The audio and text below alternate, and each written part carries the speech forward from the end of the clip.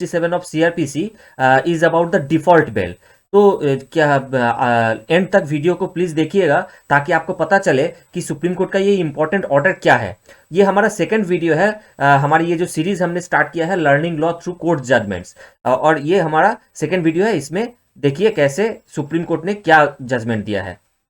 देखिए दोस्तों, ये केस है state through CBI versus Gangi Reddy. ये एक एसएलपी केस है, मतलब कि स्पेशल लीव पिटीशन हुआ है। तो हाई कोर्ट के ऑर्डर के खिलाफ एक स्पेशल लीव पिटीशन फाइल हुआ था सुप्रीम कोर्ट में। इसमें सुप्रीम कोर्ट का ऑर्डर क्या है कि default bail can be cancelled based on merit.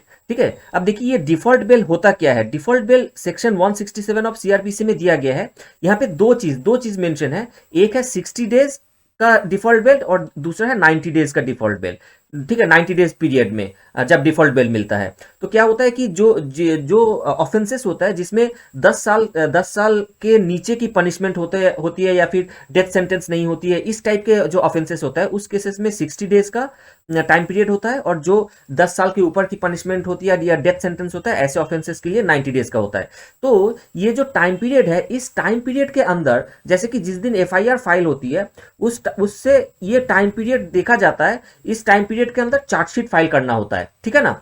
तो चार्जशीट फाइल किस सेक्शन में किया जाता है? Section under section 173 of CrPC chargesheet file किया जाता है। ठीक है ना।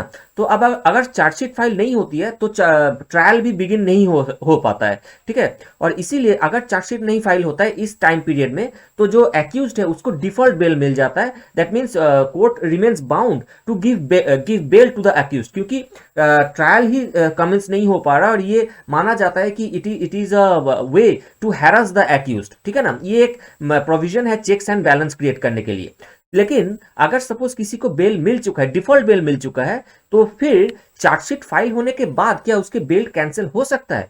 तो हाईकोर्ट का ऑर्डर था कि नहीं, उसके एक बार डिफॉल्ट बेल मिल जाता है तो उसको बेल कैंसिल नहीं किया जा सकता। लेकिन सुप्रीम कोर्ट का ये ऑर्डर है कि हाँ, अगर उसमें मेरिट है तो चार्जशीट फाइल होने के बाद डिफॉल्ट बेल भी कैंसिल हो सकता है। कैसे मेरिट? जैसे कि non cooperation with the investigation, ये एक एग्जांपल सुप्रीम कोर्ट ने दिया है। और भी हो सकता है ग्राउंड्स।